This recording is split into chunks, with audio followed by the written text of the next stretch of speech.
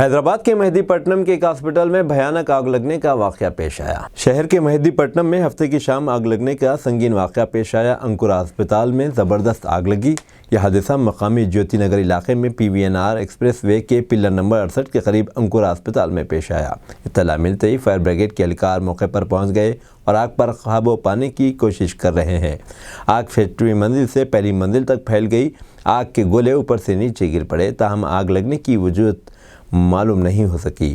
ہسپتال میں زیادہ تر حاملہ خواتین اور بچے ہیں۔ ہسپتال کے عملے نے آگ دیکھ کر فوری طور پر مریضوں کو باہر نکالا۔ ہسپتال کے نام کے بورڈ کو آگ لگ گئی، کسی بورڈ کے ساتھ لگی اور آگ بہت زور سے چلی۔ شبہ ظاہر کیا جا رہا ہے کہ حادثہ شارٹ سرکٹ کے باعث پیش آیا۔ فائر فائٹرز اور GHMC کے عملے نے موقع پر موجود 4 فائر انجنوں کی مدد سے آگ پر قابو پا لیا۔ ساؤتھ اور ایسٹ زون پولیس نے موقع پر پہنچ کر صورتحال کا جائزہ لیا۔